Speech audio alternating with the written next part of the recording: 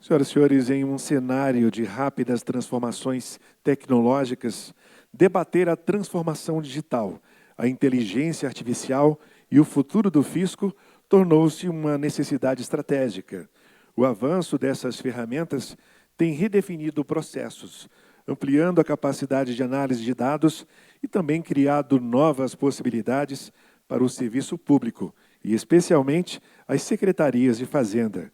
Ao mesmo tempo, esse contexto impõe desafios que são relacionados à qualificação no uso de tecnologias e à valorização do papel humano na tomada de decisões. Refletir sobre essas mudanças é fundamental para preparar o fisco para o presente e construir de forma coletiva os caminhos do futuro. Neste momento, nós damos início ao primeiro painel do nosso evento, Transformação Digital, Inteligência Artificial e Futuro do Fisco. Convidamos ao palco, no papel de coordenadora deste painel, a senhora Inês Vale, líder da equipe de governança de dados da Cefaz Ceará. Na qualidade de palestrante, convidamos a senhora Alexandra Silva, gerente de negócios do SERPRO para o mercado público e privado no Nordeste. Também como palestrante, convidamos o senhor André Fatini, diretor do Departamento de TI e Comunicação da Cefaz do Rio Grande do Sul, o senhor André Facchini. Bem-vindos. Nós convidamos a senhora Inês Vale a fazer uso da palavra, abrindo o primeiro painel do 10º Conefaz. Eu fico aqui ou eu vou para aí? Bom dia, pessoal. É uma honra e um prazer estar aqui com vocês, nossos colegas queridos, e ajudando aqui no nosso painel, que eu acho que vai ser o melhor painel, viu, do evento todo. Uhul! Não é? E aqui nós vamos falar exatamente sobre tecnologia, que é a área que vocês sabem que eu gosto muito, aplicada à nossa realidade do fisco. Então, aqui fala em presente... Não fala mais não, né? Tiraram. Mas aqui falava em presente e futuro. O que é que a gente tem que ter cuidado? Já uma primeira reflexão. De não usar esse momento de tanta transformação tecnológica, utilização de IA, para usar o passado e só fazer aquele puxadinho, né? Então, aqui a gente está falando de presente e futuro. A gente tem que aproveitar essa geração tecnológica, o uso da inteligência artificial, para pensar no futuro, sem ficar tentando consertar o passado. Porque, às vezes, a gente tem mania de tentar refazer o passado, utilizando novas tecnologias, e, às vezes, não dá muito certo. Então, é a primeira reflexão que a gente traz hoje ao painel. E aí, depois que a Alexandra e o André falarem aqui, a Alexandra vai falar de forma mais geral sobre como o SERPRO está atuando no Brasil com relação à implantação, capacitação, sensibilização das novas tecnologias, transformação digital no governo. E o André vai complementar com a experiência dele na Cefaz Rio Grande do Sul, que a gente sabe que é uma das Cefazes mais tecnológicas, né, do país. A gente não fica muito atrás, não, viu? Aí depois a gente vai falar um pouco sobre como estamos na Cefaz Ceará também, né, para vocês saberem que a gente não está para trás. A Cefaz Ceará é referência no Brasil. Então, o André e eu e o Tiago Barcelos, que não pôde estar aqui, hoje eu vim representando, a gente sempre participa de uma reunião da Comissão de Gestão Fazendária, que reúne todas as secretarias de Fazenda do Brasil, e lá a gente vê que o Ceará, o Rio Grande do Sul, Minas Gerais, São Paulo, existem alguns estados que são referência nacional. Então, alguns estados até vêm nos visitar aqui no Ceará para compartilhar experiências. Então, só para vocês ficarem tranquilos que o Ceará está muito bem tecnologicamente falando, a Cefaz Ceará. Então, agora a gente pode dar início. Alexandra, fique à vontade para proferir a sua palestra. Obrigada, pessoal. Obrigada, Inês. Primeiramente, bom dia a todos e todas, e agradecer o convite para estar aqui, né, ainda mais sendo acolhida aí com essa abertura, né, tão emocionante, né, de músicas que fazem parte da vida da gente. Vocês já devem ter notado. Oi, obrigada. Eu sou a Alexandra Silva, gerente de negócio e relacionamento do SERPRO na região Nordeste. Já devem ter percebido pelo sotaque que sou pernambucana, sou de Recife, né? Estou lotada lá. Não sei, obrigada. Não sei se tem algum conterrâneo aqui. Obrigada aí. Tem um conterrâneo ali, sempre tem, pernambucano em todos os cantos. E é um prazer estar aqui, principalmente também porque a Cefaz faz um pouco parte da minha história profissional, que eu comecei estagiando lá na Escola Fazendária de Pernambuco, né? Passei também na época da faculdade, e meu primeiro emprego foi no desenvolvimento. Sou formada em Ciência da Computação, então trabalhei no desenvolvimento do EFISCO, que é o sistema utilizado lá pela Cefaz Pernambuco.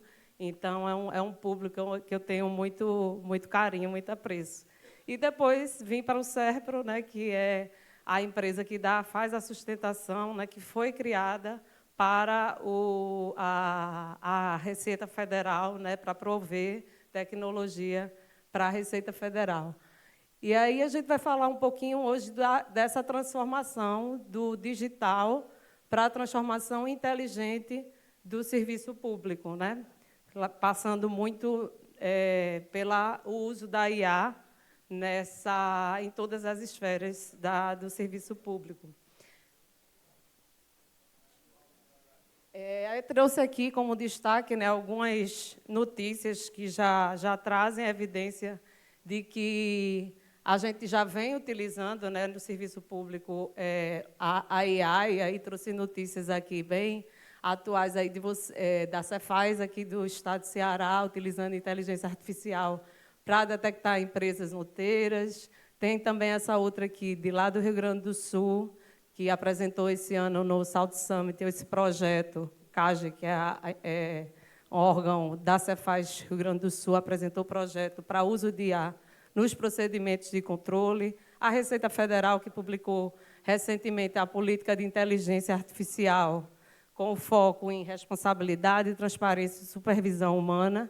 E também essa notícia aqui do novo programa de IA, que trata-se do novo programa de IA do Governo do Estado do Piauí, para serviço público, que inclui, inclusive, desenvolvimento de uma linguagem, né, de uma LLM própria do Estado, e o SERPRO está incluso nessa parceria, porque a gente, agora em 19 de maio, assinou um ACT com eles, com o Governo do Estado.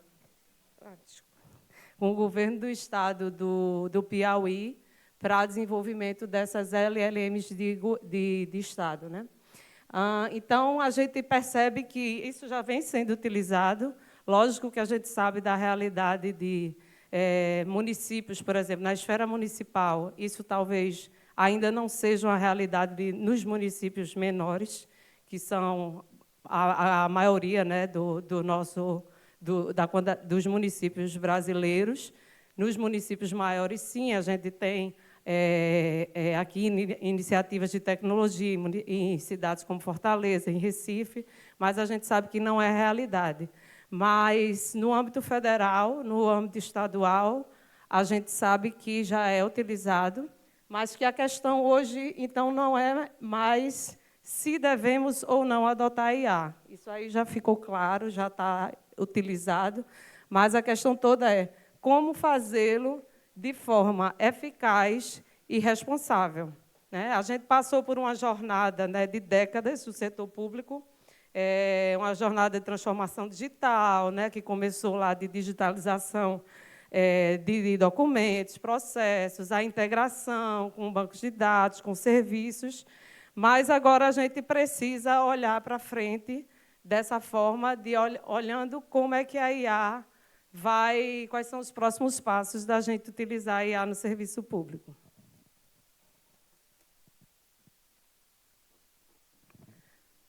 Aí eu trouxe aqui os dados de um estudo internacional recente, realizado por uma consultoria inglesa, que foi feito agora no final de 2025, entre novembro e dezembro de 2025, que é o estudo do Índice de Adoção de IA no setor público.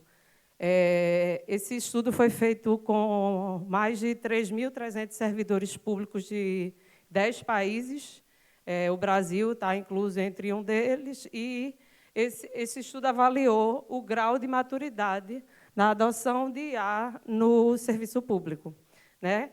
E o Brasil ele criou um ranking, né, os países mais avançados, né, no termos dos índices que eles determinaram. Ficaram lá ali Singapura, Índia e a Arábia Saudita, se eu não me engano. O Brasil está ali, se encontra no estado mediano. E aí eu vou trazer alguns dados interessantes com que certamente a gente vai se identificar. O uso da inteligência artificial no setor público avançou rapidamente, esse é até 2026, essas são algumas das conclusões. A conclusão também que não basta só possuir ferramenta, né, não basta só oferecer treinamento, não basta também ter só uma estratégia nacional. É necessário criar um ambiente onde a IA fará parte do trabalho cotidiano.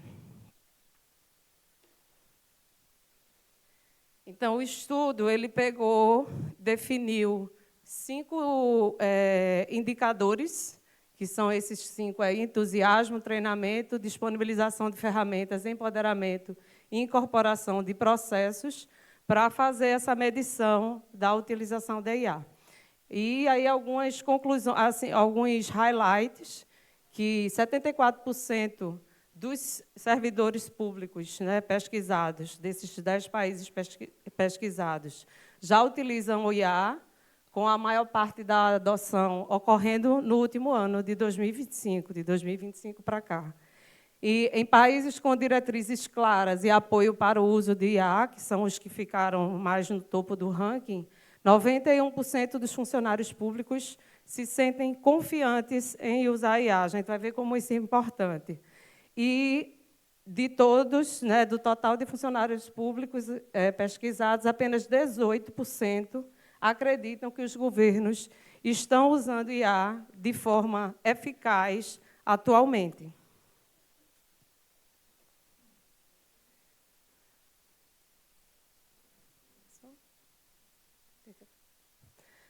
O primeiro indicador, né, mede o entusiasmo, né, que é o quão positiva é a percepção dos servidores públicos em relação à IA. Se eles dizem que ela é útil ou melhora o seu trabalho e com que frequência relatam experiências positivas e motivadoras, né? Os servidores que percebem valor na IA utilizam a tecnologia com maior frequência e atividades mais complexas. E a gente vai ver que esse índice ele é uma base para os indicadores que vêm em seguida. Né? O entusiasmo é uma base, então eles têm uma correlação. Nos ambientes favoráveis, a maior satisfação profissional, maior disposição para inovar e maior velocidade de adoção. E aqui o indicador, esse indicador mediu que 65% dos servidores brasileiros se declaram otimistas em relação ao uso da IA no setor público. Então, imagine lá o que é que esse índice mede, né? Há uma servidora, né, auditora fiscal há alguns anos, e que ela ouve falar de IA, mas, naquele primeiro momento, ela é cética, né, achando que é mais uma modinha, né, mais uma coisa de tecnologia nova para a gente aprender. E, mesmo assim, ela, durante uma capacitação, resolveu apostar, experimentar. No primeiro dia, utilizou ali para algo simples, né, melhorar uma redação de um e-mail para o contribuinte. O resultado foi bom, ela viu que economizou alguns minutos. Né? Na semana seguinte, ela já avançou no uso, pede ajuda ali para resumir um relatório técnico, né, de dezenas de páginas. Viu que economizou mais tempo, começou, então, a perceber uma coisa importante. Né? A IA não estava fazendo apenas tarefas mais rápido, mas ela estava liberando tempo para atividades mais relevantes, de análise humana necessária. E, meses depois, ela já utilizava a IA para elaborar minutas de pareceres, comparar legislações, organizar informações. E o que é que mudou? Né? Que a tecnologia, na verdade, era a mesma, mas o que mudou foi a percepção de valor no dia a dia, no cotidiano do trabalho. É isso que esse índice demonstra e traz para a gente, esse indicador. O segundo indicador é a questão de educação, que analisa, né, se os funcionários públicos têm acesso ao treinamento de IA, se confiam em sua própria capacidade de usar IA, porque estão treinados a partir do momento que se encontram treinados, e se a falta de habilidades ou de orientação é relatada como uma barreira para o uso da IA. Imagina o seguinte cenário, né? 2 servidores públicos trabalhando em funções no mesmo órgão, parecidas, mas ouve falar sobre IA e tem acesso, a instituição dá acesso às mesmas ferramentas, com a diferença de que um recebeu o treinamento e o outro não. Em empresas grandes, né, por exemplo, o CERF tem mais de 8 mil empregados, se eu não me engano, hoje. É comum essa distribuição, às vezes, desigual. Todo mundo faz aquela capacitação que a empresa reserva para todos os funcionários, mas são realidades distintas. Alguns têm 2 anos de empresa, entraram na empresa já no trabalho remoto, outros têm quase 40 anos de casa. Então, são realidades muito distintas. E, nesse caso aqui, por exemplo, um participou de uma oficina prática de IA, promovida pelo órgão, e, no início, os 2 tinham a mesma percepção, né? Que isso parece interessante, mas eu não sei exatamente como usar no meu trabalho. O que não tem treinamento, acontece de tentar, algumas vezes, utilizar, por exemplo, uma IA generativa, né? Que é aquela que ajuda a gente, muito conhecida, aí, a mais famosa, ChatGPT, faz perguntas genéricas, mas recebeu respostas que, para ele, não foram úteis. Não foi útil. E não sabia como melhorar os comandos, né? Os famosos prompts. Não entendia os limites da ferramenta. Depois de algumas tentativas frustradas, ele concluiu que eu acho que isso não serve para a minha realidade. E voltou a utilizar os métodos tradicionais no seu dia a dia. Já a outra pessoa, que teve uma experiência diferente, né? Durante a capacitação, aprende os conceitos simples, como formular bons prompts, como revisar as respostas geradas pela IA, quais atividades eram mais adequadas para a utilização, como utilizar a tecnologia de forma segura, que é muito importante, responsável. Então, logo, ela estava utilizando IA para várias tarefas cotidianas que jamais imaginou delegar a uma ferramenta. E o curioso é que eles tiveram ali o mesmo ponto de partida, só que a diferença foi a educação, que faz toda a diferença. E aí, os dados desse estudo para o Brasil é que, embora existam treinamentos, eles são frequentemente introdutórios apenas, inconsistentes, pouco conectados às necessidades específicas dos cargos. Porque você dá o treinamento, além de ele informar, né, de ele educar sobre o que é IA e onde ela pode ser, ele precisa trazer também como utilizá-la como segurança e na sua função de área de trabalho. O terceiro indicador é o de disponibilização de ferramentas, né?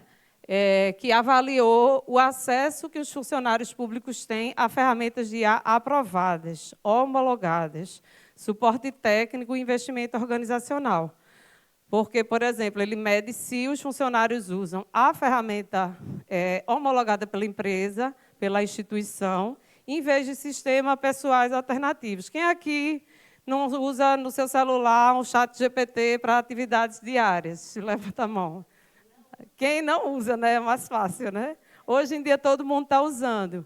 E aí, a gente sabe desse risco, que isso uma coisa é você usar para fazer planilhas pessoais, para seus interesses pessoais, e outra coisa é você usar aquele mesmo que você está usando ali no seu celular para fazer consultas com dados que dizem respeito à instituição. E aí a gente sabe que isso incide num risco tremendo da exposição dos dados, porque a gente sabe que aquela inteligência ali, ela aprende com os dados que a gente está fornecendo para ela, né? E o desafio é esse, né? Disponibilizar ferramentas corporativas seguras e autorizadas.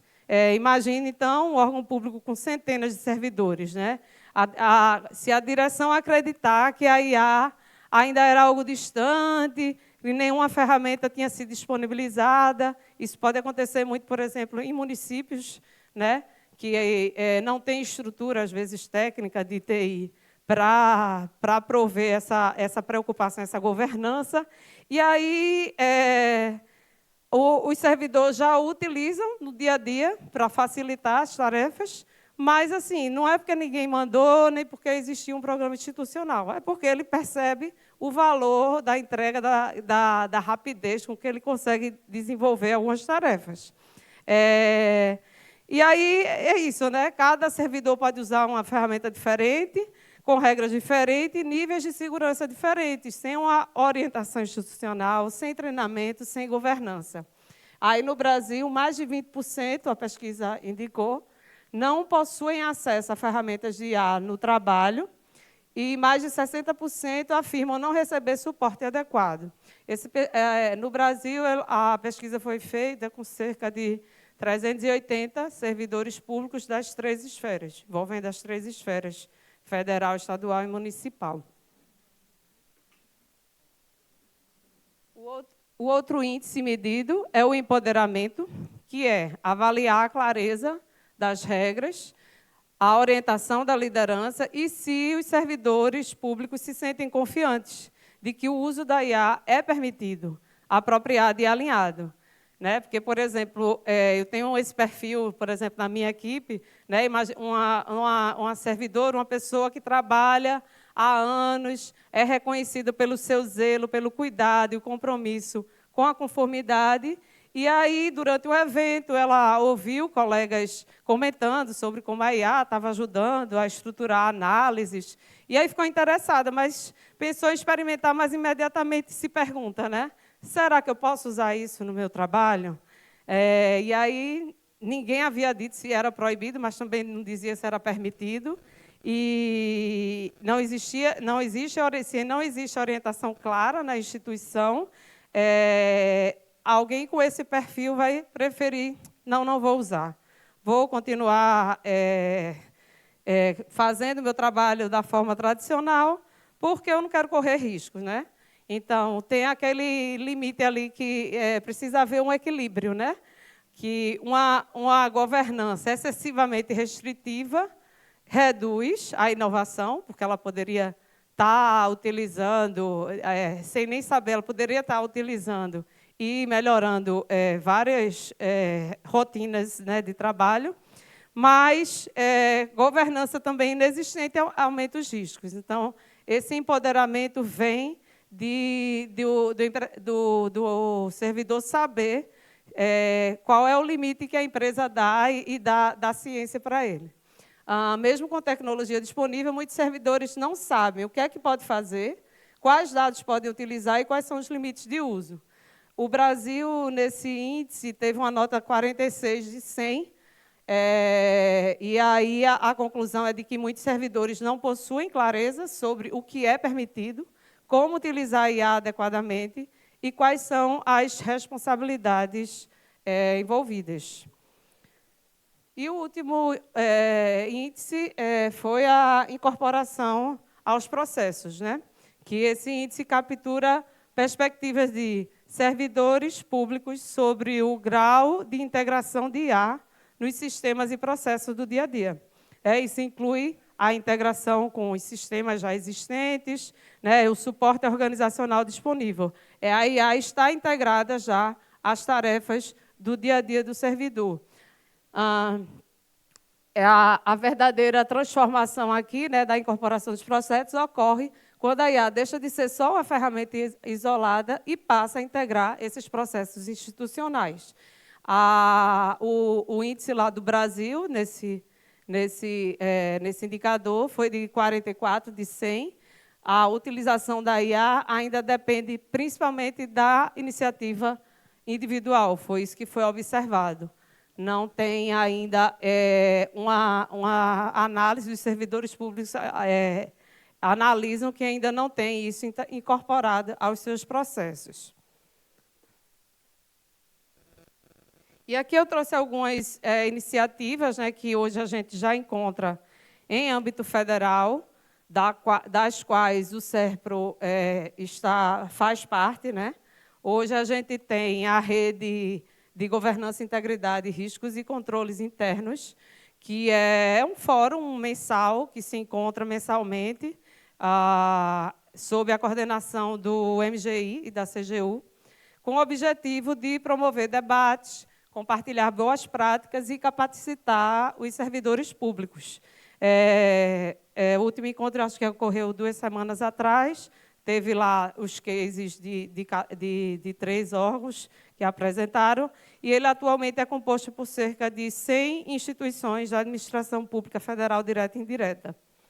A outra iniciativa é o Plano Brasileiro de Inteligência Artificial, que foi definido para o período já pelo MCTI, a iniciativa do MCTI, para o período de 2024 a 2028.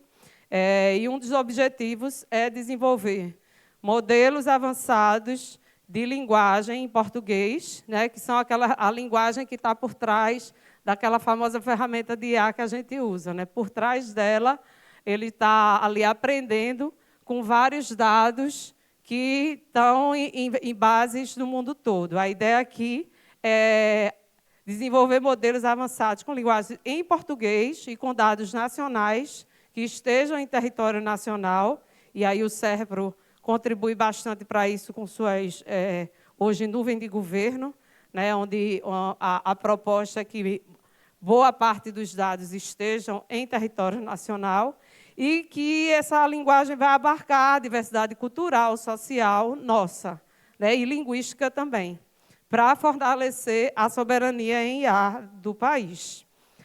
A outra iniciativa é o Núcleo de Inteligência Artificial, que é uma iniciativa coordenada pela Secretaria de Governo Digital, também, né, que faz parte do MGI, para acelerar a adoção de tecnologias de inteligência artificial e promover o avanço tecnológico com responsabilidade. Esse Núcleo de Inteligência Artificial promove também, anualmente, uma pesquisa de autodiagnóstico das instituições federais, onde é medido também o índice de utilização de IA nessa esfera.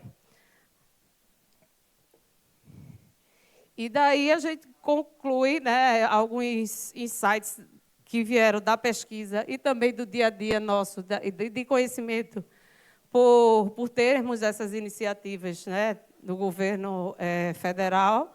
Essas principais que eu trouxe aqui do governo federal o futuro da transformação digital ao governo inteligência. A próxima década deverá consolidar esses 3 movimentos. Um governo assistido por IA, a IA atuar como copiloto de servidores, para justamente trabalhar, ser auxílio para as funções cotidianas que possam ser repetidas, que possam ser facilitadas por IA. Um governo preditivo, onde as decisões serão cada vez mais orientadas por dados e previsões. Né? A gente não... Isso é útil até para você lançar uma política e ver que ela está num rumo errado, a gente poder retomar a rota, refazer a rota de forma muito mais rápida, porque vai estar baseado em dados e previsões, e um governo proativo, onde o Estado passará a antecipar necessidades dos cidadãos e empresas.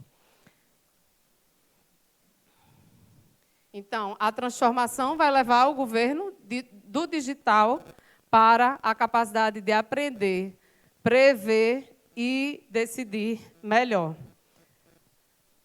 É isso. E aqui estão meus contatos. Fiquem à vontade. Obrigada. Muito obrigado. A gente lembra que as perguntas acontecerão após a segunda palestra. Lembrando que quem desejar pode pedir apoio aqui da equipe de cerimonial, do receptivo, para fazer a escrita das perguntas e conduzir em seguida. Vamos aplaudir mais uma vez a Alexandra Silva.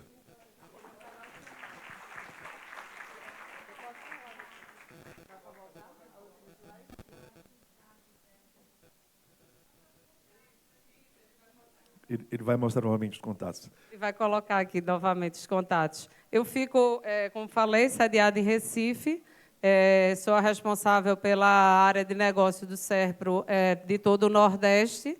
Então, assim, quando me chamarem para Fortaleza, venho novamente. Ou qualquer canto do Ceará, venho com todo o prazer, com todo... Isso, e podem ir lá também nos visitar, tá bom?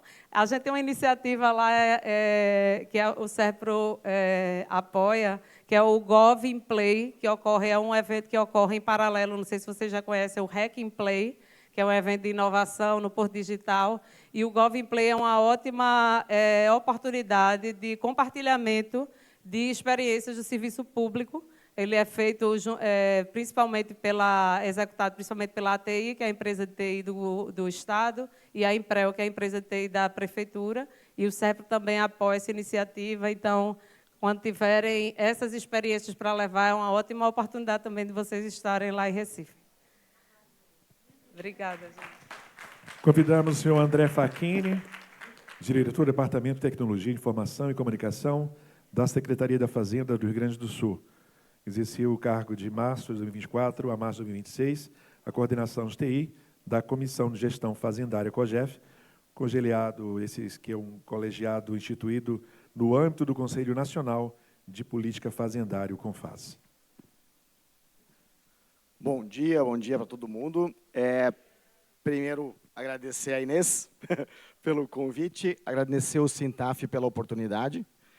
A Alexandra já adiantou bastante aqui, então a minha ideia na parte de IA é mais corroborar o que ela trouxe, que é a tendência que está se apresentando, e mostrar um pouquinho de aplicação prática nas fazendas.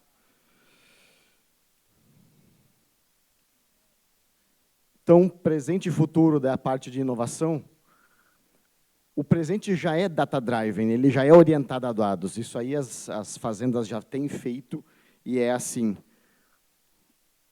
Mas o futuro é agêntico e isso todos os congressos, todos os seminários, todas as pesquisas apontam já para isso, já é uma onda, né? E praticamente não, é impossível não entrar. Tá? As pessoas vão adotar a inteligência artificial ou por escolha ou porque vai estar embarcada em qualquer coisa, no aspirador de pó, na geladeira, na TV. Então, a inteligência artificial ela vem com muita força. Gartner, ele é uma empresa de pesquisa internacional focada em pesquisa de tendências. Então, o pessoal de TI, gestores, utilizam muito o Gartner para entender as tendências que estão vindo por aí. Isso aqui são algumas, eu peguei alguns insights do último evento do ano passado. Então, aqui ele já traz, isso aqui já é 2025, ou seja, as empresas no mundo inteiro ainda estão pedalando. 20% só conseguem atingir efetivamente algum retorno, e só 2% conseguem atingir com a IA algo realmente disruptivo, algo diferente. Então, se vê que ainda, e isso é uma coisa que a Alexandra também trouxe aqui antes, a IA não é para tudo e não é de qualquer jeito. Ela tem que ser muito bem montada e muito bem estruturada para dar resultado. 88% de todos os gestores do mundo estão usando a IA só para conversação, só bot. É só pergunta e resposta. Então, ela ainda está muito aquém. E usar os agentes ou a IA para conversacional é perder o ponto. Porque ele faz muito mais do que isso, e isso aqui não paga ele. O uso da IA é muito cara. E usar ela só para conversação simplesmente não tem sustentação, não tem motivo. Outra coisa, para 2027, já para o ano que vem, o Gartner prevê que 35% de todas as nações vão estar trazendo as suas estruturas de IA para a soberania, para dentro do seu território. Por quê? Hoje se sabe que a IA está baseada nos grandes players, Microsoft, Amazon, Google, mas todos os governos estão preocupados com isso. Então, para 27, a perspectiva é que 35% dos países já tenham alguma estrutura soberana montada. Em 2025, praticamente ano passado, para esse ano aqui, a pesquisa apontou que 81% das pessoas, isso a Alexandra também trouxe, 81% das pessoas fazem o seu trabalho e esporadicamente usam IA ou não usam IA. Para 2030, 75% das pessoas vão usar IA de algum jeito, 25% de todo o trabalho a IA vai fazer sozinha, e simplesmente 0% das pessoas vão usar vão fazer algum tipo de trabalho que não tenha IA envolvida. Nós estamos falando de 2030, nós estamos em 2026. Isso não é uma previsão de década, é uma previsão de 4 anos. Tá? Para que a IA efetivamente entre e não saia mais. Então, como gestores públicos, na hora de produzir, né, na hora de produzir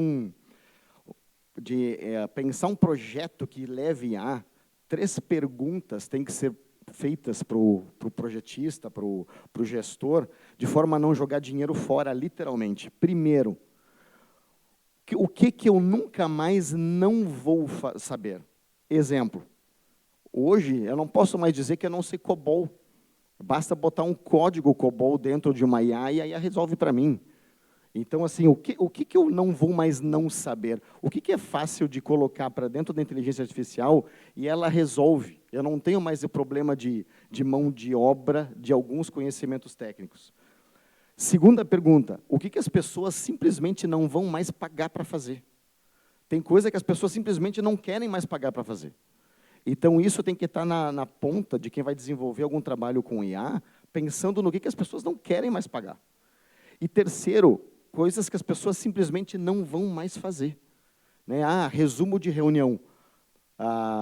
Pelo menos na fazenda lá, e todas as fazendas que adotam IA de alguma forma, ninguém mais para fazer pauta. Tá? Então, são coisas que as pessoas escolhem não fazer. Se o projeto de IA não levar essas coisas em conta, simplesmente ele nasce morto. Ele é fadado ao fracasso. Então, isso é muito legal. Fora a parte do Gartner, o Centro Americano de Administrações, o CIAT, fez uma reunião faz um mês ou poucas semanas, e trouxe exatamente a mesma tendência de novo, o que ele chamou, e esse é um conceito que vem do OCDE, tá? Da Organização para o Desenvolvimento Econômico. A Administração Tributária 3.0, o que ela traz? Que a IA, a inteligência artificial, vai nos auxiliar a tirar do meio todas as atividades consideradas repetitivas ou que gastam mais tempo do servidor do que o tempo de pensar, o tempo de planejar tributo, planejar a gestão tributária. Então, isso é o resumo da administração 3.0. Então, a IA agêntica atuando em cada etapa, integração entre agentes, ou seja, o agente passa a estar dentro da equipe, espalhado nas tarefas, e orquestração agêntica, é o agente supervisionando outros agentes. Isso já tem um projeto andando, tá? Já tem um case que eu vou apresentar mais adiante ali do estado de, se eu não me engano, foi Goiás, que já tem um caso de orquestração agêntica. Confiança. Trust by design. O que significa isso? É a confiança, por definição, a confiança no desenho. Eu não crio um trabalho de IA sem saber quem vai fazer, onde vai fazer, se eu consigo rastrear e supervisionado por humanos. Uma regra que a gente tem adotado muito no Sul.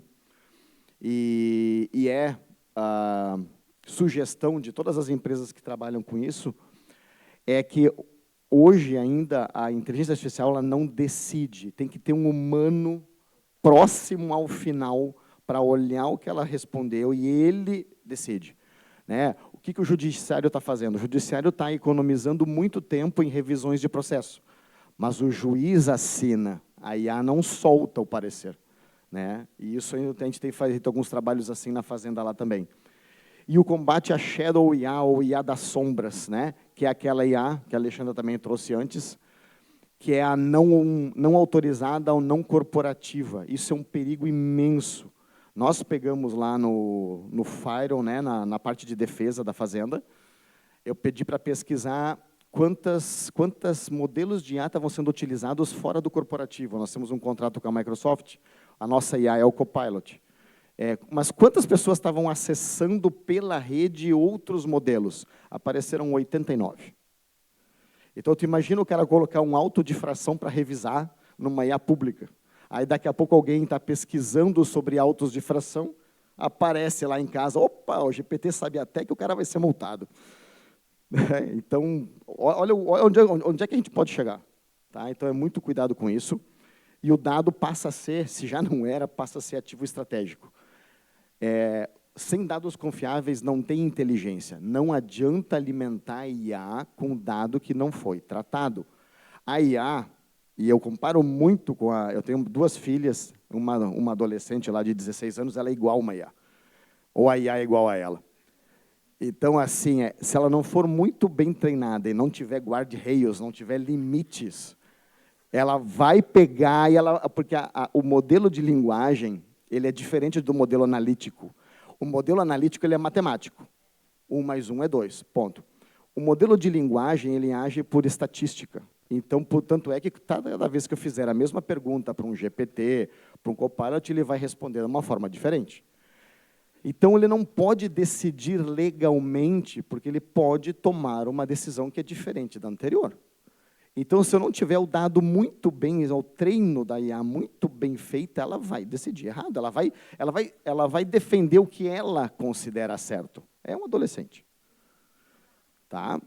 Então, então, assim, padronização, primeiro organiza os dados. Se tu não tem uma governança de dados no órgão, não sai soltando IA. Segura um pouco, organiza a base de treinamento, depois coloca. E geopatriação é soberania, ou seja, dentro do possível, dependendo dos recursos, claro, e dependendo da organização, desenvolva os ambientes dentro do seu data center, ou pelo menos dentro do território nacional. Tragam os modelos. Tem vários fabricantes que estão desenvolvendo ambientes chamados de fábricas de IA, AI Factories. Tu compra o equipamento, coloca dentro do data center e importa o modelo. Então, tu vai poder usar o Cloud, o Copilot, o GPT, o Gemini, dentro da estrutura, ele roda ali e ele não usa os dados para devolver para treino. Então, isso para usar dentro é a geopatriação. IA generativa como elemento transformador. O que foi trazido aqui antes também é utilizar ela para transformar o serviço e não para simplesmente digitalizá-lo. Já se vinha defendendo isso nos anos passados, mas agora ficou mais forte. Então, classificação documental. Teve um exemplo num dos eventos do COGEF, que apresentaram um projeto de IPVA, se eu não me engano, era algum cadastro, eu não vou lembrar agora qual é o estado que foi, que colocaram a IA para conferir a documentação. Então, tinha que incluir, ou era ITCD? Ou era vocês? Tinha que incluir certidão de nascimento, certidão de casamento, comprovante de endereço, etc. E mesmo que a pessoa, que o usuário, colocasse no lugar errado, a IA consegue detectar, opa, isso aqui não é uma certidão, isso aqui é o comprovante de endereço. Então, isso aqui vem para cá. Então, essas coisas que um humano faria hoje, isso aqui a IA pode fazer muito fácil. Busca semântica, busca por entendimento e não por texto puro. Apoio em auditoria, recomendação, automação de processo, dá para fazer muita coisa. Então, a mensagem central que o CIAT trazia os dados são, sim, um princípio estratégico agora.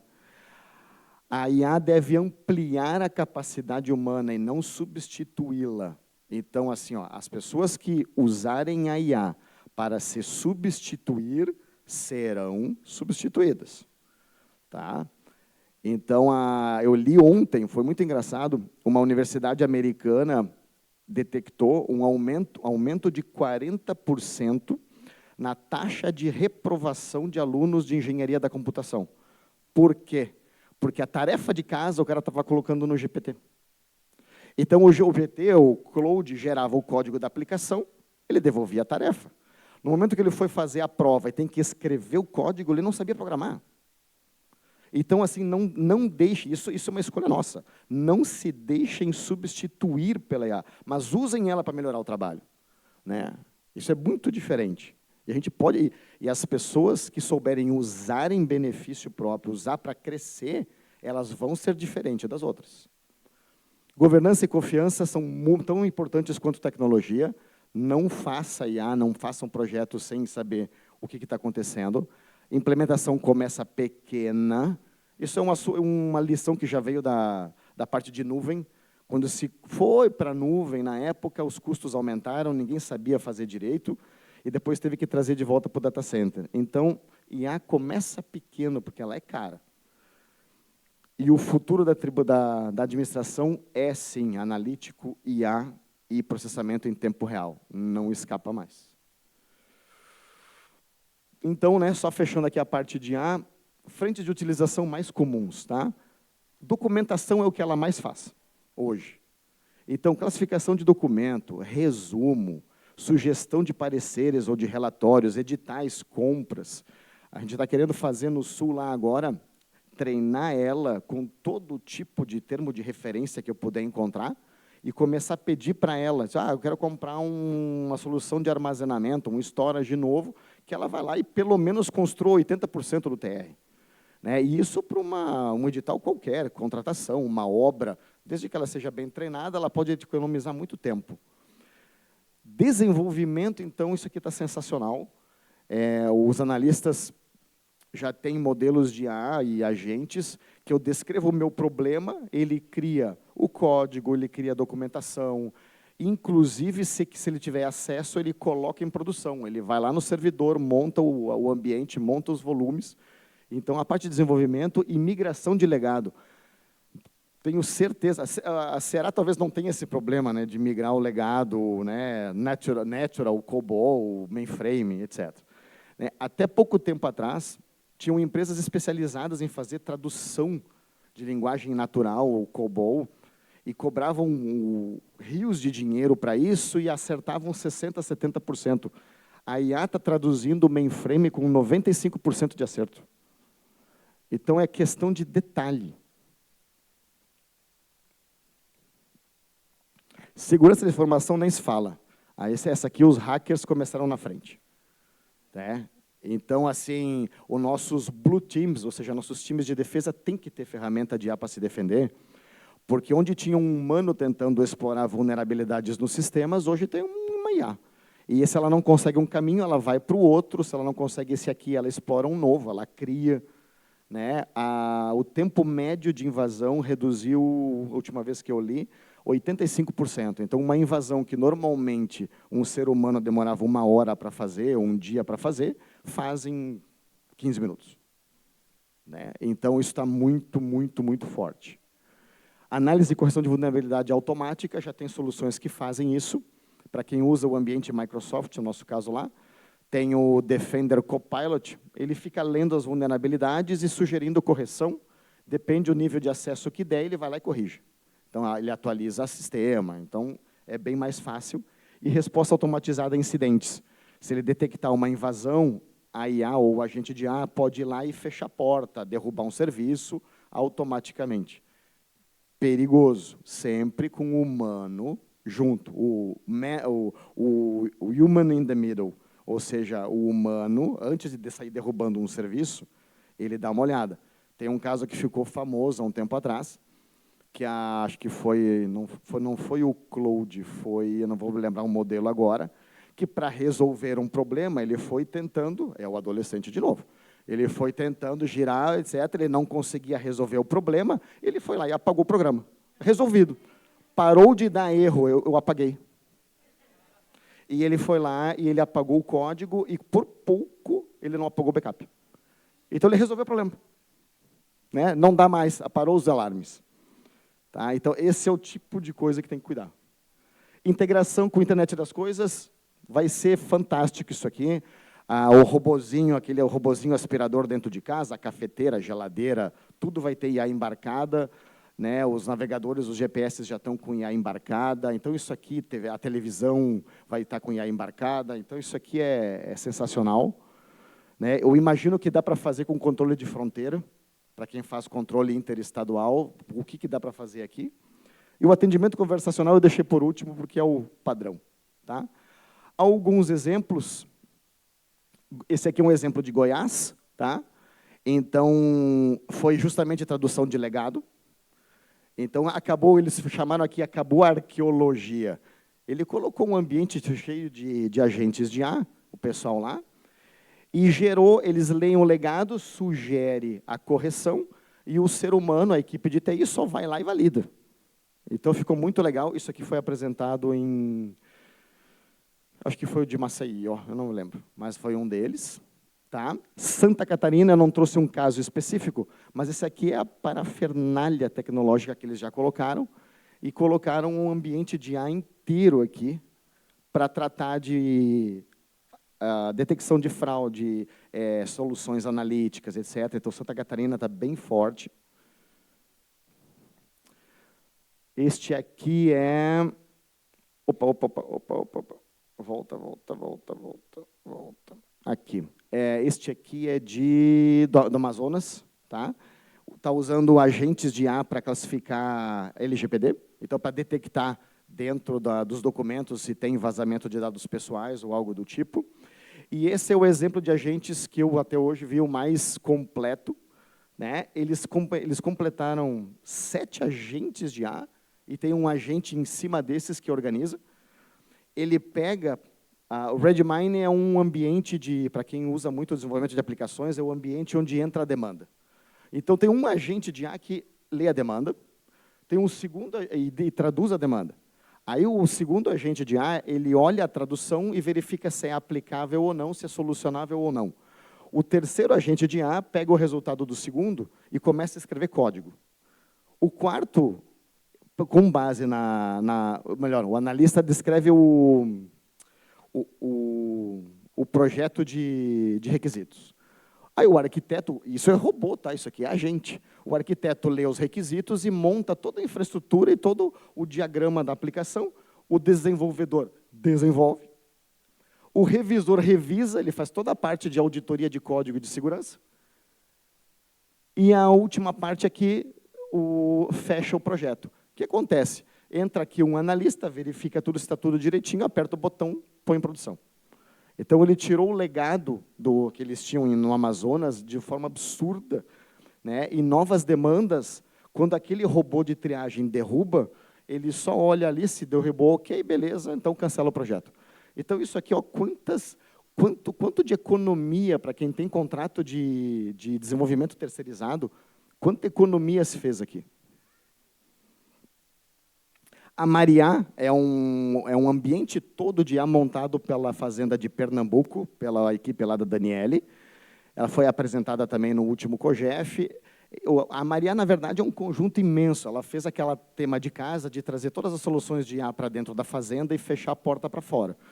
Então, aqui eu tenho modelos de chat, eu tenho geração de história, ela faz teste, cria novas ferramentas. É um ambiente todo montado de IA, inclusive ganhou prêmios agora recentemente. Tá? Então, isso aqui também é mais um exemplo de fazenda já correndo atrás. Inês deve falar depois das do Ceará. Eu acabei não trazendo aqui. Opa. Tá. Aqui é só rapidinho mostrar o ambiente da Fazenda do Sul. Então, nós temos um ambiente que nós chamamos de receita orientada a dados. São 3 grandes blocos. Essa parte azul, Grimplo, é um Big Data. O Hadoop faz a parte de auditoria, tratamento de dados. E a parte verde aqui, o ambiente de SaaS. Então, é o SaaS que faz a auditoria e a parte fiscal toda, né? As trilhas de auditoria estão no SaaS. E tudo isso aqui está sendo agora trabalhado para preparar o Data Lake para a IA. Não está ainda. Tá? Então, provavelmente, a IA vai ser ou via Cloudera ou alguma outra solução, e utilizamos Open Metadata para governança de dados. Isso aqui é só para mostrar. Então, só para ter uma ideia do que isso aqui já fez, até o momento já foram,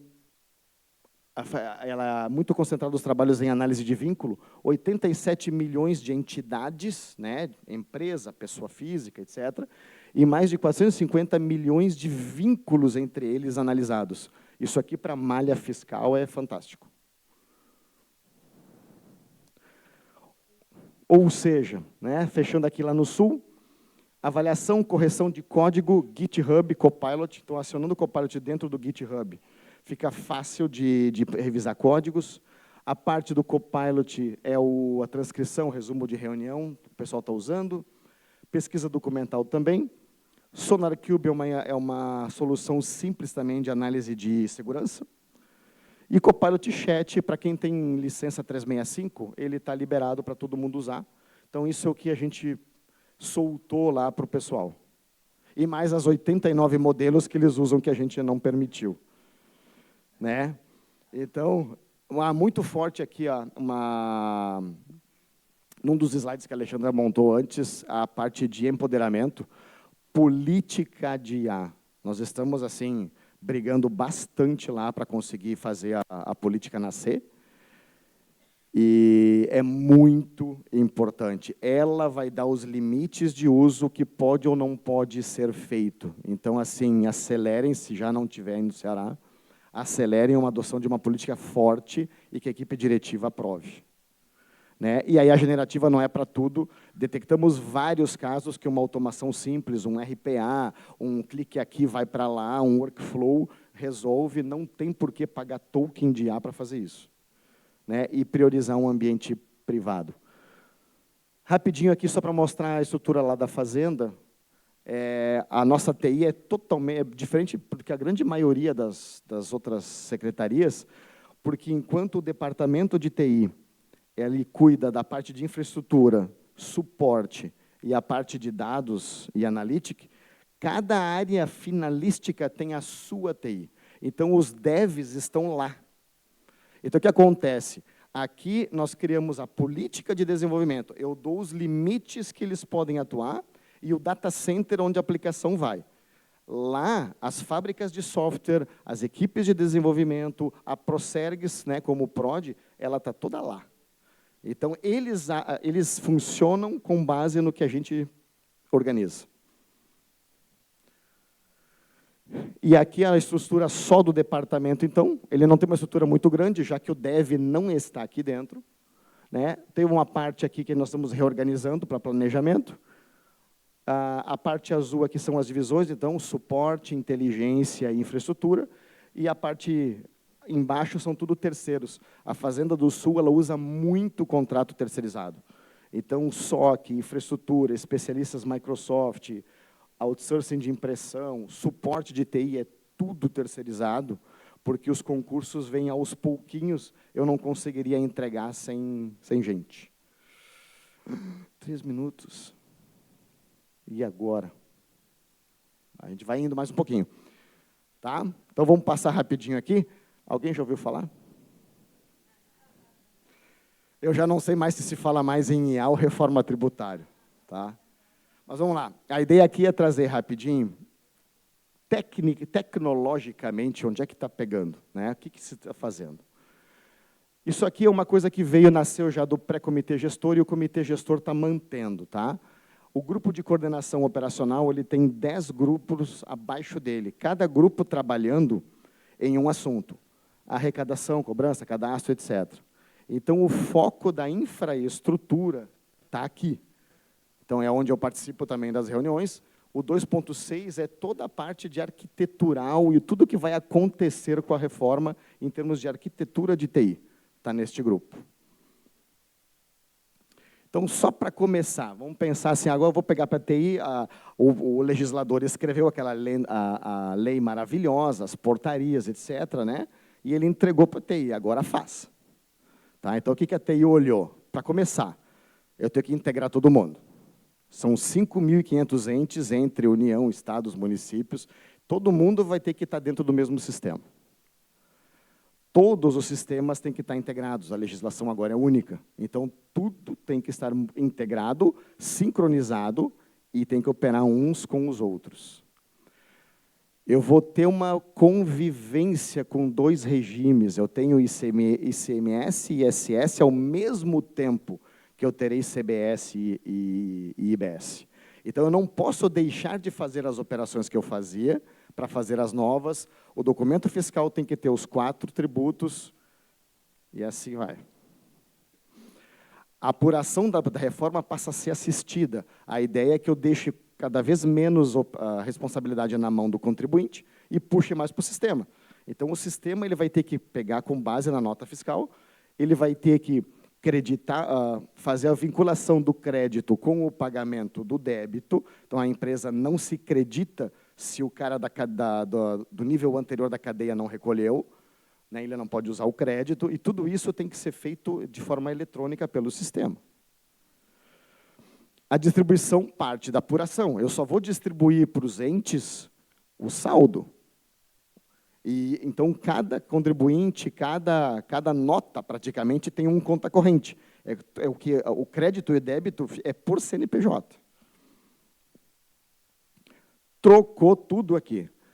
A tributação saiu da origem e foi para o destino. E eu vou ter que fazer os dois sistemas andarem ao mesmo tempo. Né? Parte daquele documento fiscal vai para um lado, parte vai para o outro. Tá? E muda também, isso aqui é uma coisa que vai mudar a própria gestão tributária.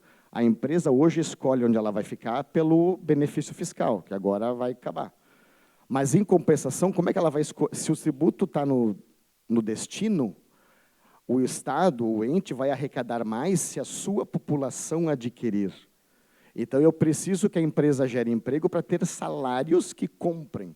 E eu preciso que as pessoas queiram morar lá. Então, muda totalmente a cabeça. Split payment, esse aqui é o horror, ainda bem que não estão exigindo para 26. Porque isso aqui é muito legal, né? Mas, tecnicamente falando, é muito difícil de fazer. Tem um quadrinho a mais ali na frente e uma unificação geral de cadastros. Todo esse sistema, junto com o SERPRO, tem que enxergar CPF, CNPJs, praticamente em real time, praticamente em tempo real, porque eu não posso estar gerando documentação numa empresa que fechou, independente do ente onde ela esteja. Tá? E o portal único de atendimento, que isso aqui beneficia muito o cidadão, mas o portal vai ter que ler em cima dessa coisa toda. Então, isso aqui é só para começar. Né? Então, só pegando só o gancho do split, né? Para quem... Todo mundo aqui acho que já viu isso aqui na lei. Basicamente, eu compro do fornecedor, no meu boleto. O boleto é inteligente, ele já sabe quanto ele vai recolher de CBS e IBS para o fornecedor. No momento que eu pago o boleto, essa grana vem para o respectivo ente e o fornecedor recebe líquido. Então, vantagem. Como agora, pela apuração assistida, o crédito depende do débito, no momento que eu recolhi na fonte, isso aqui é um IBS na fonte, ele automaticamente pode se creditar na cadeia. Ok. Contra para o fornecedor. Aquele fornecedor que não era um bom pagador de tributo, que não fazia tudo dentro do ciclo, que utilizava o tributo para giro de capital, o fornecedor que utilizava o tributo para fazer giro de capital, ele não recebe mais esse dinheiro. E isso muda totalmente a engenharia tributária. Tá? Mas, outra. Só que isso aqui a TI tem que fazer, né? Vamos lá. Para complementar, o comitê gestor ainda está se formando, recém foi montado, ainda está se organizando, a casa, ou seja, tem que entregar até janeiro de 27, mas a cabeça lá está se formando. Criaram o CNPJ alfanumérico, ele tem que estar ali, ele tem que estar dentro. Várias normas e regulamentos ainda estão em definição e faltam 140 dias úteis. Tá? Vamos lá. Então, qual é que é a estratégia principal? Tá? O caminho feliz, parte do que já existe.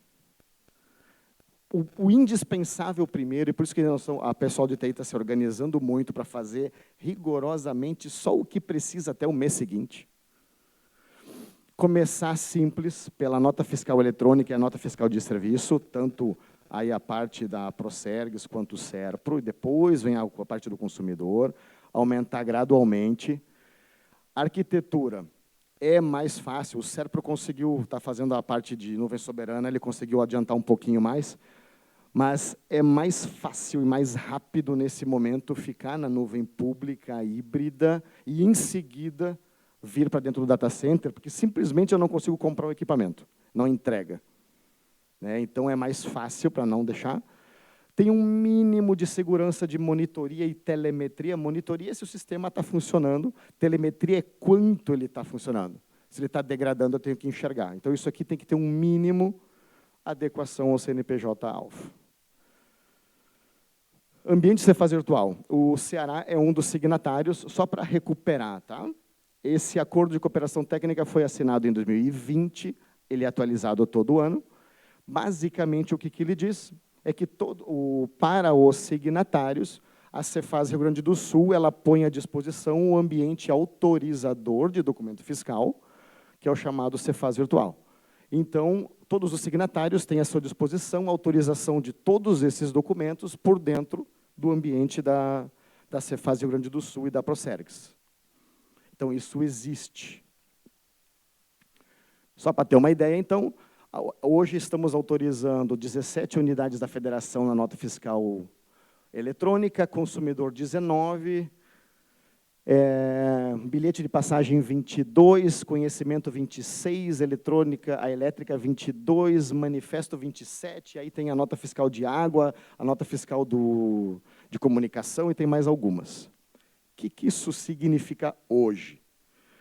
135 milhões de documentos por mês de NFE, 1,2 bilhão de NFC por mês, 125 milhões entre outros, média de 2 milhões de documentos por hora, 70 bilhões de transações por ano. Esse é o ambiente autorizador hoje funcionando. Tá? Este ambiente de 70 bilhões de autorização por ano, isso aqui é a reforma. Ele está dentro desse quadradinho aqui. Então, o que acontece agora? Aqui, nós estamos autorizando para 20 e poucos estados. Os estados que são autorizadores também, São Paulo, Minas, Pernambuco, eu não me lembro agora, Mato Grosso, eles têm que jogar os dados deles aqui para que se distribua para o repositório nacional compartilhado. Aqui vai ter todos os documentos fiscais de todos os entes do Brasil, aqui dentro.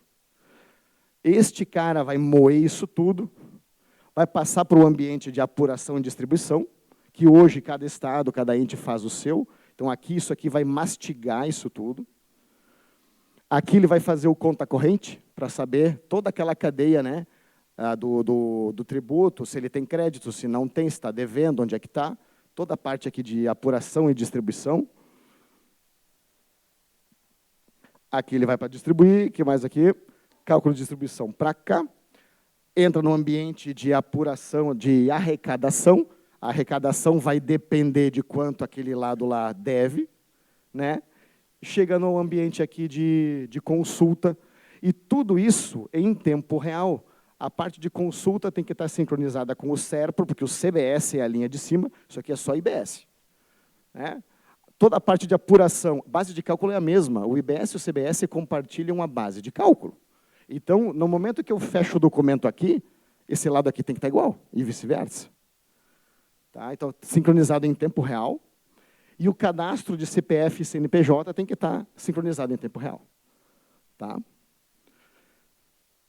Por causa do split payment, né, e toda aquela parte, os meios de pagamento, né, os PSPs, estão envolvidos também. Então, daquele quadradinho que é o que a gente tem hoje, precisa produzir isso aqui até janeiro 27. Tem algumas partes que vão para 28, mas são poucas. Mas pelo menos validar.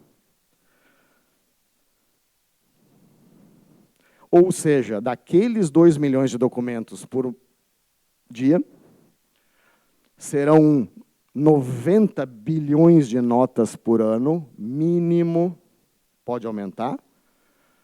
10 milhões de documentos por hora, onde eram 2. 6 a 8 petabytes de crescimento de base de dados por ano, 45 petabytes em 6 anos, que é o prazo tributário, 800 bilhões de operações. Por quê? Porque cada documento fiscal ele gera muita dependência. Então, um documento não é uma operação. Um documento são, no mínimo, 10 operações. Né? Estima-se 20. Para ter uma ideia, tá? Em 24, 25, ocorreram 60 bilhões de PIX. Então, isso aqui está maior que o PIX. E o PIX faz muito pouca operação. Esses 800 bilhões aqui é quase 6 vezes maior que o PIX. Tá? Então, esse é o desafio tecnológico. Bom, então,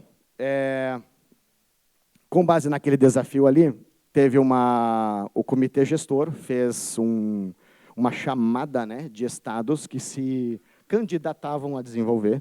Vários estados entraram, entre eles a Fazenda do Sul e a Procergs. Então, a Fazenda do Sul ganhou, né? Então, ela está hoje designada, não diria, né? Mas ela foi dada a permissão de construir o sistema. Então, junto com Minas, com São Paulo, com o Ceará, tem alguns blocos que são um pouquinho espalhados, estão construindo a solução. Então, o que tem hoje, né? Ou o que tinha antes da enchente também, né? Tinham aqueles 2 sites, que era a Fazenda e a Procergs, e nós já tínhamos, por causa da importância da nota, já tinha um ambiente de recuperação em nuvem. Isso salvou a nota na enchente.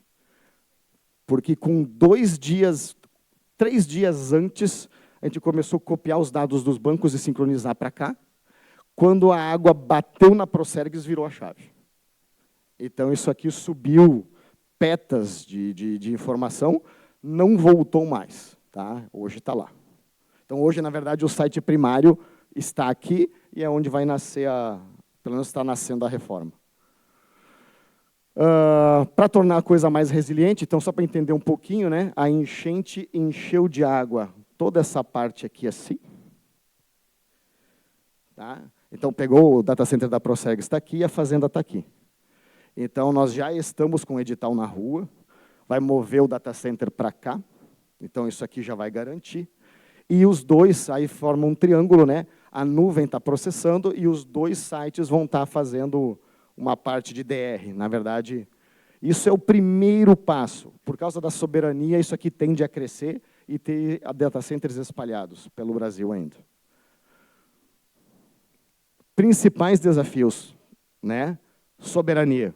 Apesar de estar começando na nuvem, apesar de estar fazendo nessa, porque não tem como fazer, não atenderia em janeiro 27, nós vamos vir para esse lado. Então, o mesmo caminho que o Serpro fez de fazer uma nuvem soberana, o comitê gestor também está dando a diretriz de botar o ambiente da reforma dentro de data centers nacionais. Redundância, né? O sistema vai ter que ser multi-data center, multi-nuvem, processamento distribuído, ou seja, de repente vai ter um data center no Sul, um em São Paulo, um em Brasília, um aqui no Nordeste. É espalhar o processamento de forma que, se um deles falhar, os outros continuam. É montar uma região. Né?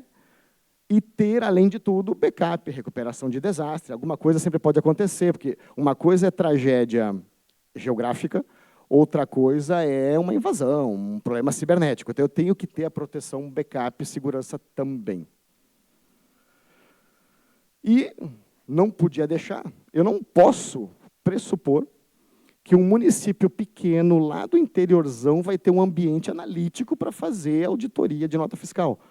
Então, tem uma camada analítica de serviço que já está sendo discutida, que vai ter que, no meu ver, e aí é uma opinião mais pessoal minha, tem que ser oferecida como serviço. O ente, o município, chega lá, eu quero assinar o serviço ali para fazer fiscalização, controle fiscal como serviço. Assina um acordo, vai lá e consome. Né? Consome na nuvem, consome no data center. É a parte mais fácil. Para os entes, e aí é o tema de casa dos entes. O sistema de finanças e orçamento é seu.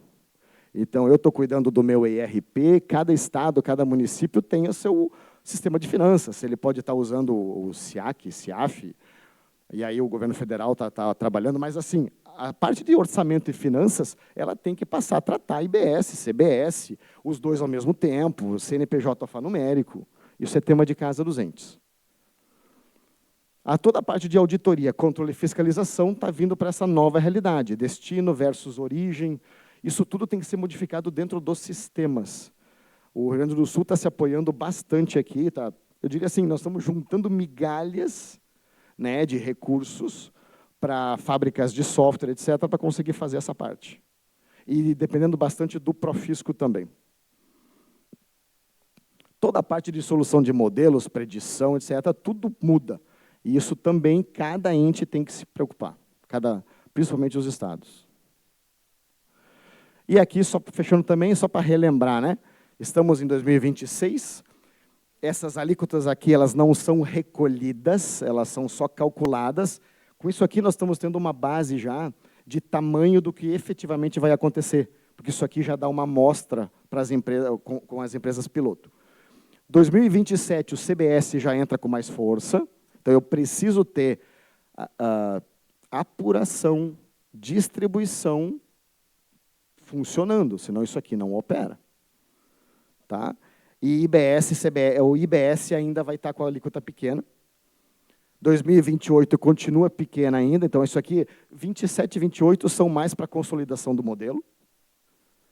E aí, 29, a coisa pega. Aqui, 29, janeiro 29, começa a coisa a correr. E aí nós temos até 33, né, para deixar tudo em dia.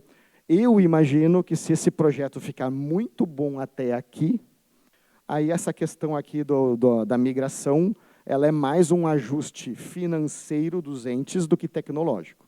O tecnológico, o pânico está 26, 27.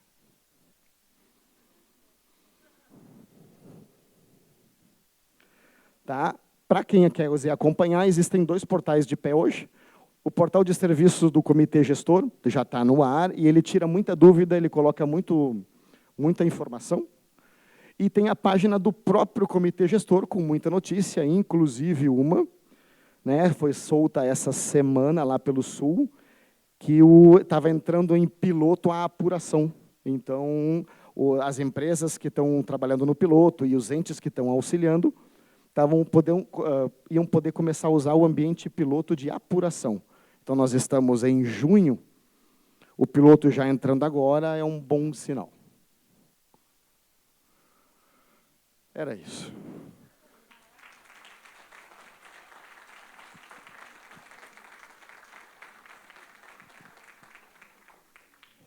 Pô, Inês, estourei todo o tempo.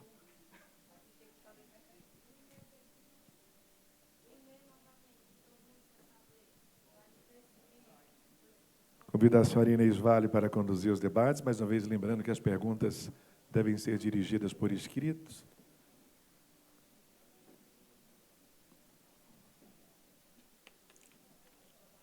Pessoal da organização de apoio com as fichas, quem desejar.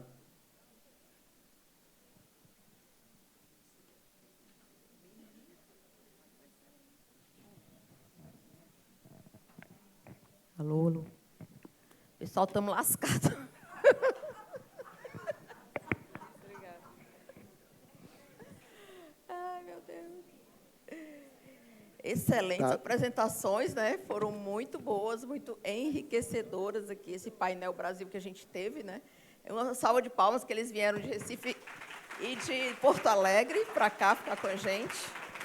Então, rapidamente, porque a gente está com o tempo esgotado, rapidamente falar da nossa situação, da Cefaz Ceará. Então, todo mundo sabe aqui que a gente já tem o uso de inteligência artificial em alguns cases de negócio, só que a gente ainda está meio que vivendo o caos, né, da falta de governança, porque isso acontece em todo lugar, todo mundo sai usando e não dá tempo de fazer a governança. Mas a boa notícia é que nós temos, sim, a mobilização da parte de governança de dados, porque, como o Facchini que falou, sobre sem dados, sem bons dados, a gente não tem IA, né? Então, a gente até notou no Gartner, ano passado, no simpósio, que todos deram um passo atrás. No ano retrasado, eles falaram assim, IA, vamos todo mundo usar IA. E aí, no ano seguinte, começou-se a falar de governança de dados. Porque não adianta você querer correr para utilizar IA se você não tem bons dados, né? Então, a Cefaz Ceará está nesse caminho. A gente tem grupos de governança de dados, aculturamento. Infelizmente, a gente não é tão rápido, porque tudo depende de licitação de empresa. Mas a gente tem, sim, a preocupação com a sensibilização do uso de dados. Nós soltamos uma cartilha sobre o uso de IA. Então, acho que vocês sabem que as IAs que a gente pode utilizar ainda são o Gemini e o Notebook LM. Na Cefaz, a gente sabe que todo mundo está usando os outros, né? Então, tá, não. Mas aí a gente tem que ter, todo mundo está igual. Mas aí é o cuidado, né, pessoal? Quando a gente utilizar um chat GPT, um cloud, a gente tem que ter muito cuidado que dados a gente está enviando, que documentos a gente está enviando para a nuvem deles. Então, acho que esse cuidado aí todo mundo já cansou de ouvir que a gente tem que ter. Com relação aí à agêntica, nós estamos começando também esses trabalhos, e principalmente nesse processo de desenvolvimento que o André falou. Então, a gente quer realmente utilizar os códigos-fontes que a gente tem dos sistemas para retroalimentar documentação, novos requisitos, testes, e aí medir qualidade de software. Então, como eles falaram, né, não adianta a gente ter processos isolados de uso de IA. A gente tem que ter IA dentro dos processos. Não adianta eu utilizar a Isabela, utilizar o Pinheiro, utilizar o Serginho de forma separada. A gente não vai sair muito do lugar. Então, a gente TI está trabalhando no sentido de tentar organizar isso tudo para que a gente possa utilizar dentro dos processos e todo mundo junto, um alimentando o processo do outro. Não adianta trabalhar isolado, a gente não vai chegar em lugar nenhum. Então, é mais ou menos uma geral, né, de como a gente está. Então, a gente tem case, sim, de utilização de IA em fraudes. A gente tem automação de processos, como ele falou, nem tudo é IA. Às vezes, a gente faz uma automatização usando robôs sem IA e a gente consegue bons resultados de produtividade. Então, hoje em dia, todo mundo, vou usar IA. Não, nem sempre, porque, como ele falou, a IA é cara. Então, isso aí merece um estudo primeiro do caso de negócio, tudo em TI é assim. Primeiro, você tem que ver o problema e as possíveis soluções. Você não pode começar de trás para frente. A gente conhece secretarias de fazenda que compraram ferramentas de análise de dados, compraram ferramentas, suporte para inteligência artificial, mas ainda não usaram. Por quê? Era o primeiro para ter visto. Para que eu quero utilizar? Em qual case? Em qual caso de negócio? Então, tem estado que está com a ferramenta parada. E aqui na Cefaz Ceará, a gente sempre fez o contrário, né? Ainda bem. Antes de montar o Big Data, a gente viu o que é que a gente quer dentro do Big Data, quais são os cases que a gente quer resolver, para depois ir colocando os dados na nuvem, por exemplo. Então, a gente tem seguido a receita, né, direitinho. Então, a gente não compra nada, não licita nada, para também não desperdiçar dinheiro, recurso. A gente não licita nada se não souber que realmente vai ter o uso correto. Então, a geral que a gente vai dar sobre o Cefaz Ceará é isso, né? A gente está lá na TI, na Cotica, à disposição também para tirar dúvidas. Treinamentos, a gente vai colocar um de introdução à inteligência artificial agora, no final de junho. Vamos abrir as inscrições. Então, a gente está, sim, preocupado e ligado em toda essa questão de aculturamento. Infelizmente, não temos muito tempo para perguntas, mas aí eu vou tentar compilar aqui as 3 perguntas que eu recebi. E, se a gente conseguir ser bem objetivo, né, talvez dê tempo de fazer mais uma perguntinha, tá bom? Então, aqui serve para os 2 palestrantes, perguntinhas sobre a soberania dos dados. Então, primeiro, aqui para a Alexandra, perguntando como é que o SERPRO está fazendo para garantir o sigilo dos dados, o não vazamento, a soberania. Como é que o SERPRO faz, uma vez que ele tem vários clientes, né, no Brasil? Sim. O SERPRO está construindo uma plataforma de inteligência, né, artificial, integrada de inteligência artificial do governo brasileiro, né, operando sob uma infraestrutura própria. A gente tem centro de dados robustos, né, já em São Paulo, em Brasília, e dizem por aí que tem planos de trazer, inclusive, para cá, para o Ceará também, né, um centro de dados. E o objetivo é esse, apoiar a tomada de decisão dos serviços públicos, né? A gente já tem uma LLM, né, um ambiente próprio, né, para execução e treinamento, que é o SERPRO LLM, que é um ambiente próprio que, inclusive, nesse acordo de cooperação que eu citei com o governo do Piauí, a gente vai... a ideia é utilizar também a LLM deles no nosso ambiente, né, somar aí esse esforço. E também a gente já tem uma iniciativa que é o Conversa aí Estúdio, que ele faz uma plataforma que permite a todos os órgãos conversar com as suas bases, fazer a integração das bases de conhecimento dos órgãos para fazer buscas de documentação, buscas de normativos comuns que a gente pode utilizar na esfera federal. Obrigada. E quer complementar, André? Não, na Fazenda lá, a nossa companhia de dados do Estado é muito forte, a Procerex. Então, ela criou o Data Lake, que, na verdade, é que está sendo usado para modelos de IA. Alguns órgãos consomem serviços do SERPRO, de IA, e outros vão passar agora a consumir serviços da própria Procerex. Então, o mesmo raciocínio, trazer o modelo para rodar dentro de casa. E nós estamos brigando dentro da Fazenda, nessa parte da IA mais pessoal, fechar contratos com alguns e para depois simplesmente bloquear os outros. Então, a gente está hoje só com o Copilot, talvez entre Cloud, talvez mais algum ali, e depois se fecha a porta. Então, ou vai consumir o serviço Procerex, ou vai consumir o serviço SERPRO, vai usar dentro do nosso modelo, ou senão o Firewall vai bloquear o resto. O que a gente vê realmente aí na Secretaria de Fazenda é que parte está fora e o híbrido, né?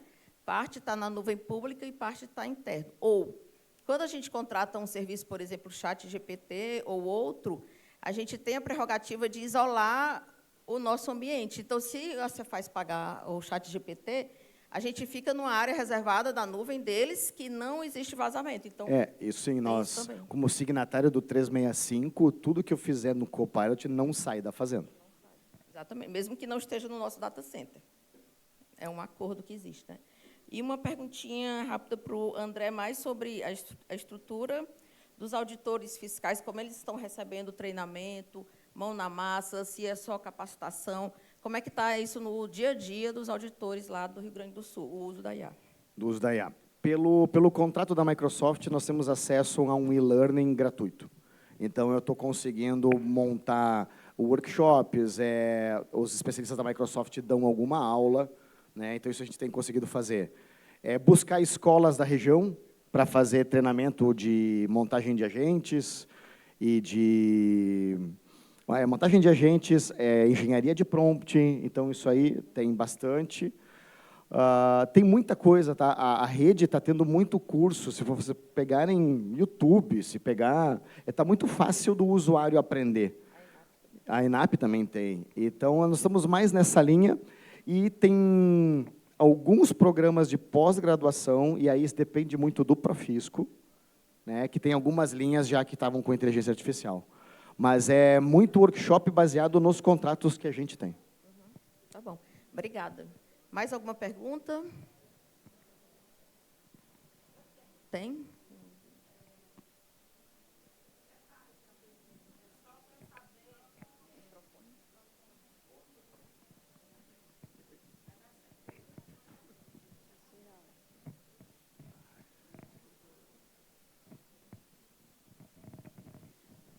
A minha pergunta é bem simples. Obrigada, viu, pessoal, pela presença, por terem vindo para nos prestigiar com essas palestras maravilhosas.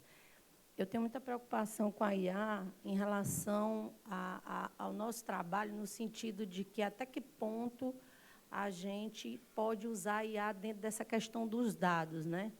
E se ela fez a pergunta se os auditores estão sendo treinados, eu pergunto no sentido de que o treinamento voltado para o procedimento da ação fiscal, certo? Assim, eu vou fazer um relatório, um levantamento de estoque. Se existe um treinamento... Porque a gente conseguir um treinamento fora, a gente consegue, eu já faço isso, mas, pelo menos na Cefaz, eu nunca fiz nenhum treinamento voltado para o meu trabalho, junto com a IA, entende? E eu sinto uma dificuldade nisso, porque a gente fica meio perdido, né, vamos dizer. E outra coisa é como o pessoal da TI de vocês, o horário deles é totalmente online, é presencial, porque o que eu percebo é que o pessoal de TI, normalmente, nas grandes empresas, eles estão trabalhando de casa.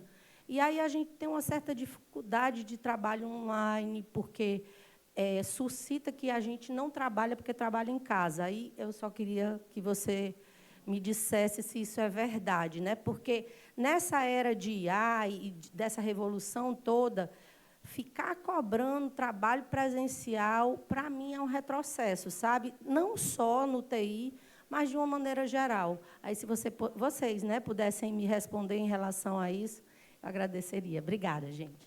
Posso? A primeira pergunta do treinamento. Tá? Como eu mostrei aqui, pelo menos na Cefaz do Rio Grande do Sul, como a TI de negócio está dentro das áreas de negócio, as chefias ali estão tentando captar a aplicabilidade da IA para aquele ponto específico. Só que aí a carência é geral, porque para ensinar a usar IA para análise tributária, alguém já tem que ter aprendido. E está difícil. Então, assim, o Brasil ainda está... A gente consegue via Procergs, via Serpro, que venham ensinamentos assim, onde é mais fácil pesquisar um case de sucesso de alguém que usou e que já obteve algum resultado, do que encontrar um treinamento de IA aplicada para tributário. É muito difícil. Então, é muito do caso a caso. Trabalho híbrido, eu vou botar duas opiniões. A minha e como é que está funcionando. Minha, eu gosto do cara do meu lado. Eu sempre gosto, na TI, se eu precisar dar um grito, o cara está aqui, os outros 5 ouvem também. Então, eu, Facchini, gosto do cara do meu lado. A Fazenda lá trabalha em híbrido, ela permite, no máximo, 10% do quadro em tela integral, ela permite 50%, 60% do quadro, um híbrido de 2 dias presenciais, 3 em casa, e o restante é presencial total. Então, e nesse presencial, nesse remoto, 2 tipos de acesso. Ele acessa a máquina física, e aí tem como controlar quando ele loga e quando ele sai. E metade do corpo a gente tem máquinas desktop virtual, VDI. Então, na verdade, ele usa a máquina dele só como um pulo. Ele entra dentro de uma máquina que está no meu data center, no nosso data center, e a partir dali ele usa. Então, se ele usar um modelo, se ele usar algum arquivo de uma forma indevida, o ambiente já vai bloquear ele. Então, a gente tem, na verdade, tem políticas muito fortes. Ela detecta se ele está dentro do ambiente ou se ele está usando uma saída de internet da casa dele lá. E tem coisas que o Purview, que é uma solução da Microsoft, e um outro que eu não vou lembrar o nome agora aqui, que ele percebe, se ele está dentro do ambiente 365, eu percebo se ele está mexendo com um arquivo que tem LGPD, ou um arquivo que foi tagueado como confidencial, ele simplesmente não consegue encaminhar, não consegue imprimir. Então, tem como trabalhar com DLP para o pessoal remoto.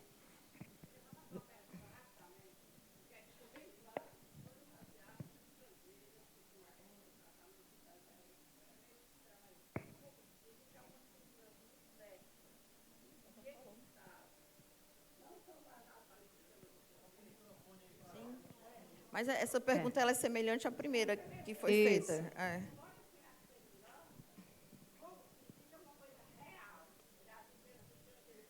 Sim.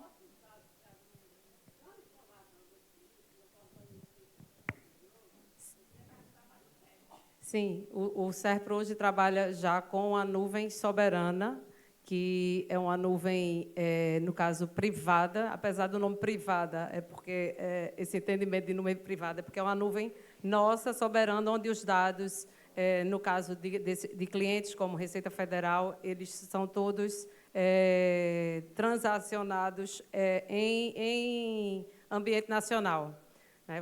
Respondendo a sua pergunta, sim. E aí, pegando o gancho aí do trabalho remoto, a grande maioria dos funcionários do CERP trabalham na área de desenvolvimento ou operações, então virou uma realidade o trabalho remoto desde a pandemia, foi visto que isso é possível, inclusive produtividade foi aumentada. Algumas áreas a gente se entende que precisa, por exemplo, eu sou da área de negócio, a gente tem um trabalho híbrido, onde uma vez na semana a gente precisa se conversar, mas uma preocupação que a empresa tem muito hoje, o atual presidente, é com a questão de cultura. A gente teve um concurso recente, de 3, 4 anos para cá, onde os novos concursados eles não têm a cultura, eles desconhecem completamente a cultura do SERPRO, porque pegaram o SERPRO numa realidade já onde eles estão trabalhando de casa, foi dar para a área de desenvolvimento. Então, tem gente que está no SERPRO aí lá no interior, lá do Ceará, né? Então, já entrou na empresa dessa forma. E a gente tem muita dificuldade de trazer essas pessoas para conhecer a cultura da empresa, que a atual presidência, a diretoria, acha importante, eu particularmente também, das pessoas estarem imersas na cultura da empresa, porque se perde muito entre os serprianos, que a gente só vê remotamente. Então, assim, a empresa tem tido essa preocupação, é uma dificuldade, realmente, você engajar as pessoas. A gente hoje tem as regionais, a Regional Recife, a gente conta com o cowork, por exemplo, onde a adesão é muito baixa dos empregados irem trabalhar lá no cowork, porque a grande maioria é da área de desenvolvimento. Então, isso está sempre sendo. A gente tenta estimular encontros, né, por exemplo, agora no São João vamos fazer um café da manhã junino, estimular encontros, pelo menos mensais, para que tragam as pessoas para a empresa, circulem entre os colegas e a gente não perca tanto dessa cultura. Mas, sim, está sendo difícil engajar quem já acostumou com o trabalho remoto para vir para a empresa circular entre os colegas. Sim, é uma dificuldade. Só um complemento rapidinho. No Rio Grande do Sul, o Estado soltou um decreto, decreto lá, vedado o teletrabalho nos primeiros 18 meses do estágio probatório. Então, ele é obrigatoriamente presencial pelos primeiros 18 meses. No estado inteiro. Aqui também. Então, pessoal, vamos encerrar, né? A gente já entrou no horário do próximo painel. Agradecer mais uma vez aqui nossos palestrantes, uma salva de palmas. E tenham um ótimo resto de manhã e de evento também. Eu peço Obrigada. que permaneçam, por gentileza, para receberem uma lembrança. Eu convido a senhora Késtila Cavalcante, diretora adjunta jurídica e econômica tributária do Sintaf, para, juntamente, a senhora Inês Vale, fazer a entrega da lembrança desse 10º Conefaz.